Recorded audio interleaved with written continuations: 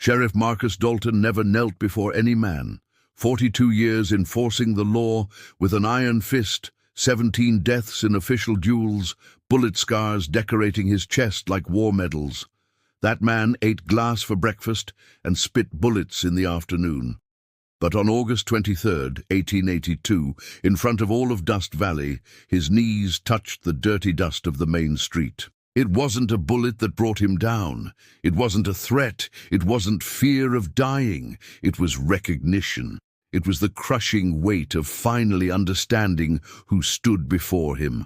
The ragged drifter that the entire town mocked for 3 days wasn't just any vagrant. He was the ghost of a massacre.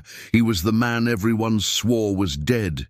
He was the legend that mothers used to scare disobedient children. And when Marcus understood this, when he saw the cross-shaped scar on the stranger's right wrist, his legs simply gave out. The sun burned mercilessly when he crossed the entrance to Dust Valley. His horse limped slightly, tired from days without proper rest. The town wasn't large, a main street with a saloon, bank, sheriff's office, and a few stores that promised more than they could deliver. Typical West, where men built empires of sand and called it civilization. He dismounted in front of the only hotel in town. His boots touched the ground, raising small clouds of red earth. The silence that formed was broken by laughter coming from the saloon porch. 3 men watched him like they watched a mangy dog looking for food. "Look at that, another loser," one of them shouted, provoking laughter.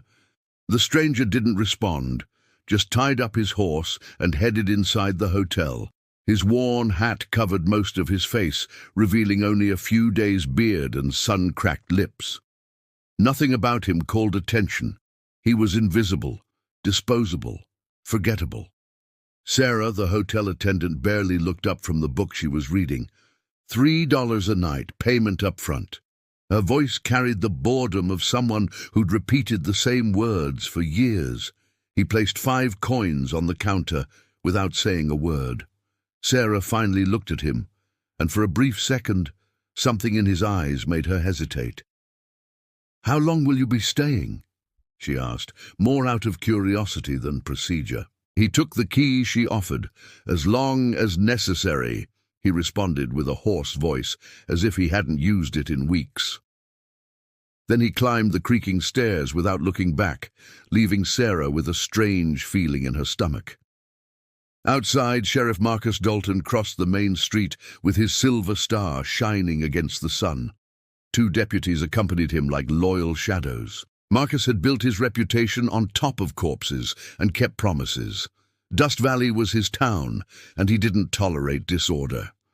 "Another vagrant arrived," his deputy Jake commented, pointing at the hotel with his chin. Marcus barely paid attention. Vagrants arrived every week, broken men fleeing from debts, dreams, or crimes. They stayed a few days, worked in the fields if they were lucky, and then disappeared like smoke. "If he causes trouble, you know what to do," Marcus responded without stopping his walk. Jake smiled. He loved solving problems. The other deputy, Thomas, was more observant and noticed something different. The stranger's horse had superior quality horseshoes, the kind that poor men couldn't afford. That night, the saloon buzzed with the usual sounds, cards being shuffled, bottles hitting tables, alcoholic laughter echoing through the wooden walls. The stranger entered silently and sat in a dark corner, ordering only water. This provoked more laughter. "Water? What kind of man drinks water in a saloon?" A fat gambler with a cigar hanging from his lips provoked. Others joined in the mockery. The stranger just watched, his fingers tracing slow circles on the dirty table. There was something hypnotic about that movement, something that made the more attentive people look away. The next morning brought an incident that would change everything. Tommy, the 12-year-old son of the general store owner, was being chased by 3 older teenagers. They pushed him, laughed, stole the bread he was carrying home, common scenes in towns where the law only protected those with money. The stranger was on the hotel porch when he saw it. Something changed in his posture. He descended the steps with measured paces, each movement calculated like pieces on a chessboard. The boys didn't notice him until his shadow covered them. "Give back the bread." His voice came out low, but carried something that made the three teenagers freeze. It wasn't an explicit threat. It was absolute certainty. The biggest one, the butcher's son, tried to act tough. "And who are you to give orders, old man?" What happened next was too fast for common eyes to follow. The stranger simply turned, and somehow the boy was on the ground, arm twisted in a position that promised pain if he tried to move. There was no visible violence, no strike. It was as if gravity decided to work against the bully. "The bread," the stranger repeated. The other two immediately dropped it and fled. He released the boy, who also ran without looking back. Tommy stood there, eyes wide, holding his recovered bread. "Thank you, sir." The stranger simply nodded and returned to the hotel, but the scene had witnesses. Sarah saw everything from the window and her heart raced. Old Ben, a war veteran who spent his days in a rocking chair, narrowed his eyes, recognizing something familiar in those movements. News travels fast in small towns. By lunchtime, everyone knew the drifter had some skill. Sheriff Marcus heard the story with disinterest while eating his steak. "Probably got lucky. Boys are all cowards." But Jake, the violent deputy, was bothered. Men with skills meant competition, and he didn't like competition. "Want me to scare him, Sheriff? Show him who's in charge here?" Marcus reflected for a moment. Maybe it would be good to make it clear from the start. No violence yet, just make it clear he's not welcome to stay long. Jake smiled.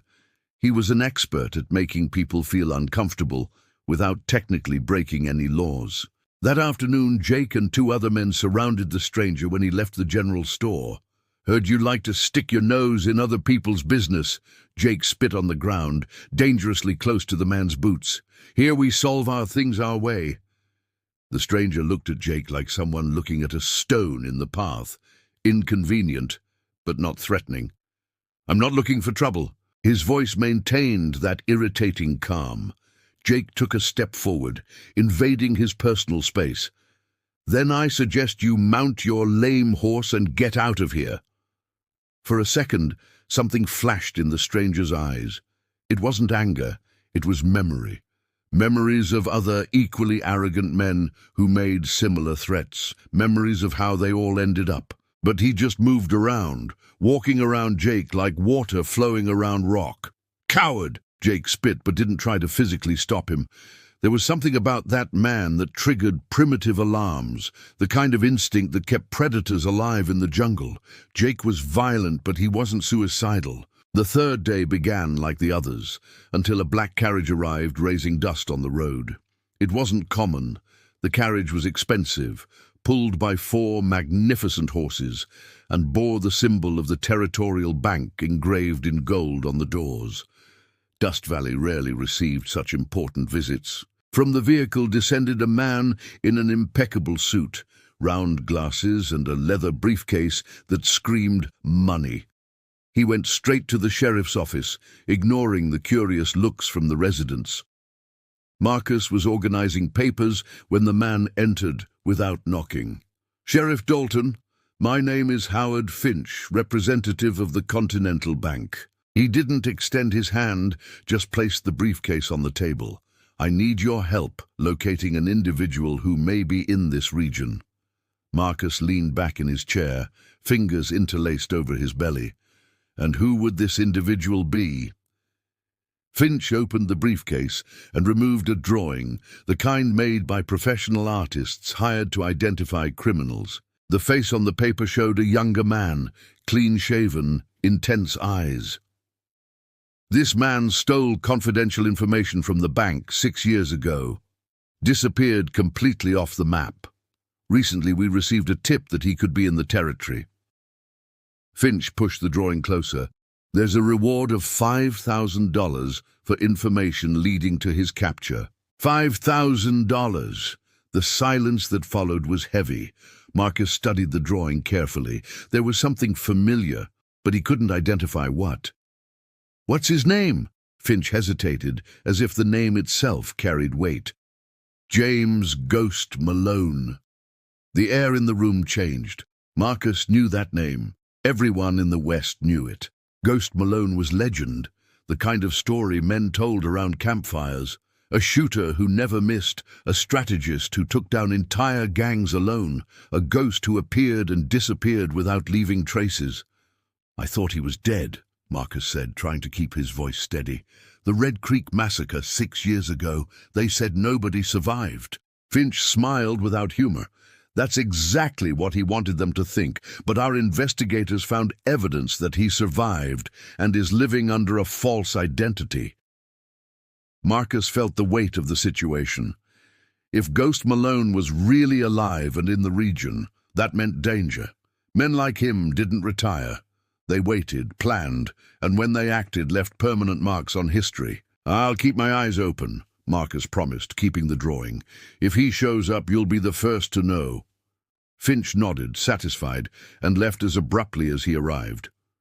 Marcus was left alone with the drawing, studying every line, every shadow. Meanwhile, the stranger was in the stable taking care of his horse. His hands worked automatically, applying ointment to the animal's legs, checking the horseshoes.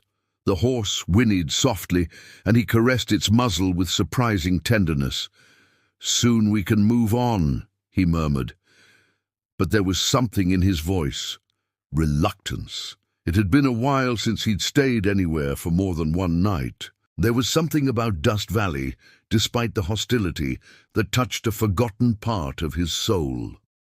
Sarah appeared at the stable entrance, holding a covered basket. "I brought food. You don't eat properly." Her concern was genuine, and that surprised him. It had been years since anyone cared about his well-being. "You don't need to," he began, but she was already placing the basket nearby. "I know, but I want to." Their eyes met, and in that moment, something passed between them. Mutual recognition of loneliness, perhaps. Sarah was also invisible in town, just the hotel girl that nobody really saw. "What's your name?" she asked softly. He hesitated. Names had power, names created connections, and connections were dangerous for men like him. "You can call me John." It was a lie, but a gentle lie. Sarah smiled. "John. Simple. I like that." She started to leave, but stopped at the door.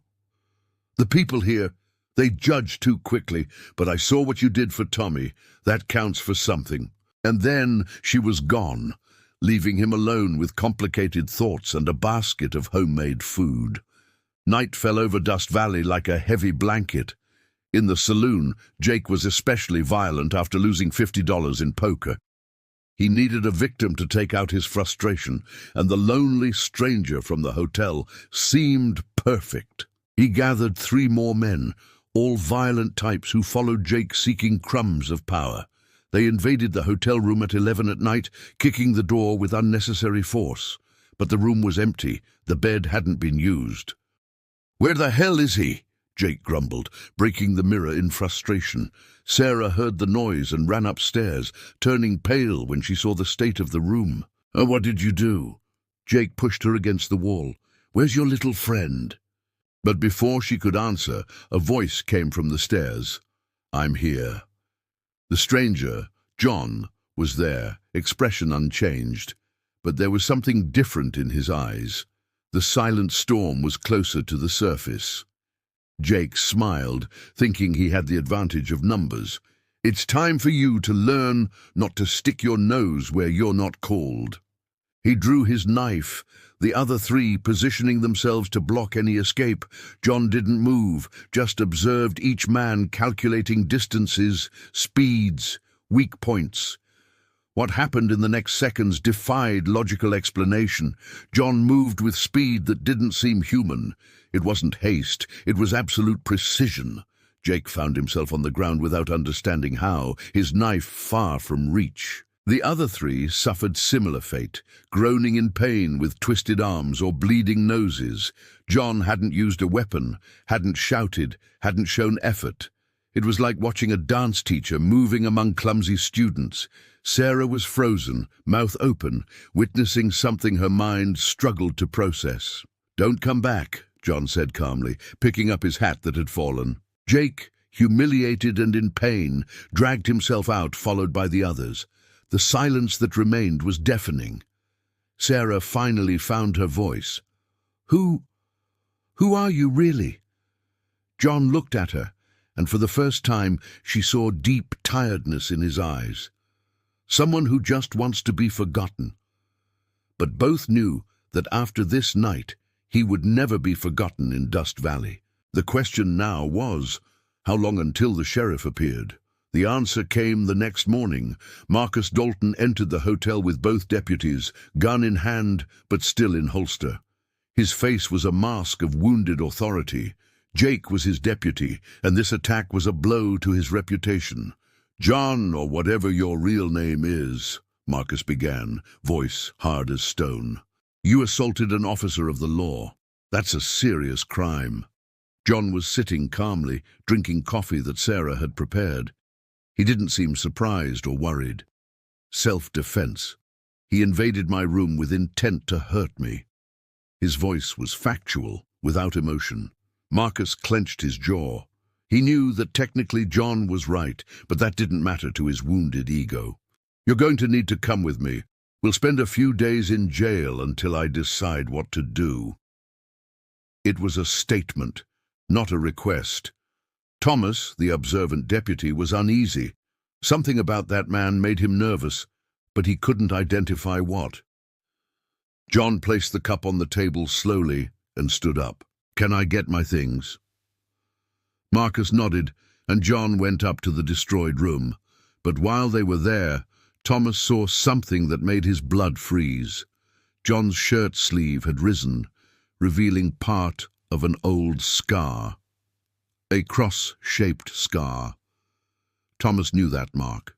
His father had fought at Red Creek, and before dying of fever 3 years ago told stories about that terrible massacre. And about the only man who carried that distinctive scar, a torture mark that Ghost Malone had received years before the massacre. "Sheriff," Thomas called with a trembling voice. Marcus turned, irritated. "What?" Thomas pointed to John's arm with a shaking hand. "That scar, I know what it means." And then he whispered the 2 words that would change everything. "Ghost Malone." Time seemed to stop. Marcus looked at the scar, then at John's face, and suddenly Finch's drawing made sense. The eyes, the face structure, they were the same, just marked by years of hard living. He had been blinded by prejudice, seeing only a vagrant where a legend stood. John Ghost didn't deny it. He simply met Marcus's eyes and waited. The room was so quiet they could hear the wind beating against the windows. Marcus felt his legs weak. He had humiliated, threatened, and tried to arrest the most dangerous man in the territory. Marcus Dalton had always been proud. 42 years building a reputation as an untouchable, unbreakable, relentless man. But as he looked at that cross-shaped scar, he felt something he hadn't felt in decades, primitive, visceral fear, the kind that makes animals flee from predators. Ghost Malone was alive, and Marcus had threatened to arrest him. The irony was almost comical. "Why didn't you say anything?" Marcus asked, voice coming out weaker than intended. Ghost adjusted his sleeve, covering the scar again. "Because I really just want to be forgotten." Thomas was leaning against the wall, sweat running down his forehead. He knew the stories. Everyone knew them. The Red Creek Massacre, where 30 armed men tried to ambush Ghost and ended up dead before dawn. The Crow Brothers gang that he took down alone in 3 different states. The bank robbery he stopped by killing 6 criminals in less than a minute. You're the most wanted man in the West," Thomas stuttered. Ghost shook his head slowly. "Was 6 years ago. Now I'm just a tired man who wants peace." But peace was a luxury that men like him rarely got. Marcus tried to regain composure. His mind worked quickly. He had a legendary fugitive in town with a $5,000 reward. But he also had full awareness that any attempt to arrest him would end in bloodshed. And Marcus, despite his ego, wasn't suicidal. "The banker, Finch, he's looking for you." It wasn't a question. Ghost nodded. "I know. That's why I was leaving tomorrow." He looked out the window, observing the town that treated him like trash. There was cruel irony in all of this. Sarah appeared at the door, having heard everything. Her face was pale, but not with fear, with anger. "So you're going to turn him in, after everything?" Her voice was accusatory. Marcus didn't respond, internal conflict visible in his features. "He helped Tommy. He didn't hurt Jake, just defended himself. He did nothing wrong here." Sarah continued, passion making her voice louder. Ghost looked at her with surprise and something that could be gratitude. It had been so long since someone defended him. Marcus knew she was right. He built his career on top of law and order, but justice wasn't always the same as legality. Ghost Malone had stolen bank information 6 years ago, information that exposed massive corruption. He wasn't a common criminal. He was a vigilante that the system wanted to silence. "Sheriff," Thomas interrupted his reflections, "more people are arriving." Through the window, they could see 3 black carriages identical to Finch's. They weren't just investigators, they were bounty hunters, the kind that killed first and asked questions later.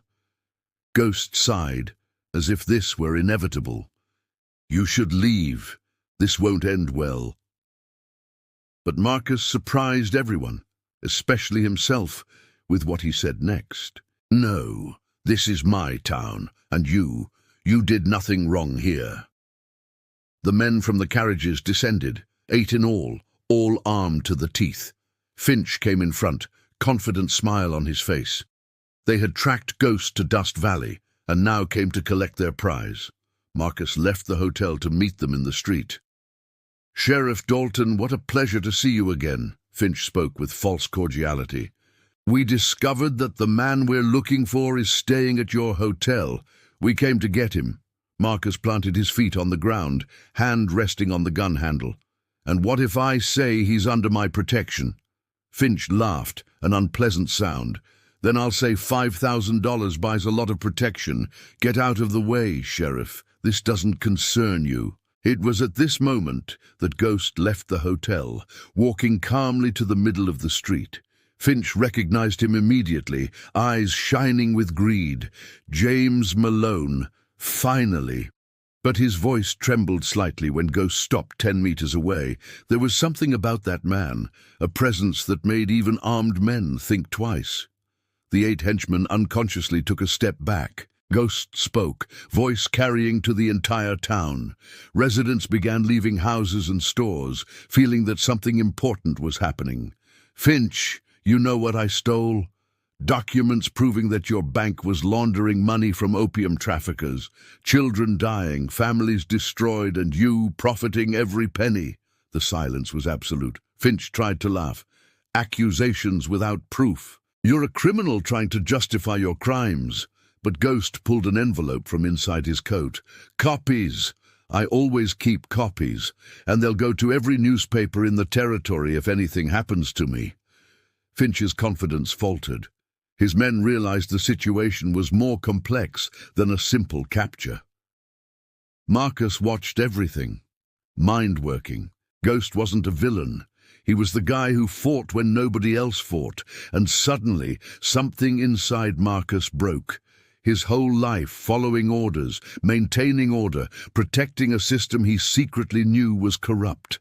But there stood a man who really made a difference, who paid a terrible price for doing the right thing. And Marcus, the untouchable sheriff, made the most important decision of his life. He walked up to Ghost and, to the shock of absolutely everyone, including Ghost himself, fell to his knees. Not in surrender, in respect. "Forgive me," Marcus said, voice strong and clear. "Forgive this town. We treated you like trash when you're more man than all of us put together." Ghost was speechless. In his entire life of violence and survival, nobody had ever knelt to him in a sign of respect. Dust Valley residents witnessing this began to understand. The vagrant wasn't a vagrant. He was a hero they didn't deserve. Finch, realizing he'd lost control of the situation, tried to give orders to his men, but they didn't move. Even mercenaries had codes, and forcing an unjust capture in front of an entire town wasn't something worth $5,000. "This isn't over," Finch hissed, returning to his carriage. "The bank has resources. You can't hide forever." Ghost watched him leave, then helped Marcus stand up. "You didn't need to do that." Marcus cleaned the dust from his knees, dignity intact despite the action. "I did need to. I spent my life trying to be fair, but today I learned the difference between justice and law." And with that, something fundamentally changed in Dust Valley. The stories say Ghost Malone stayed 3 more months in Dust Valley. In that time, he helped build a school, trained some men in self-defense, and mainly taught a lesson the town never forgot, that a person's value isn't in clothes, money, or social position. It's in character. Sarah and he became close, and rumors say that when he finally left, he wasn't alone. Marcus transformed his shame into purpose, becoming the sheriff who truly served the people instead of just maintaining order. And Dust Valley never again judged strangers by appearance. Have you also misjudged someone? Have you been misjudged? Tell your story in the comments, because in the end, we're all capable of being both the stranger and the town. The question is, what do we choose to be when the truth appears? Ghost Malone proved that sometimes the most powerful men are those who choose to be invisible, until the moment they need to be seen. Have you ever underestimated someone and regretted it? Have you been treated as invisible and proved your worth? Share your story down below. How many times do we judge people without knowing them? When was the last time you gave a second chance to someone society discarded? Share with us. Let's create a chain of real stories about recognizing value in people. And if you know someone who needs to hear this, tag that person here.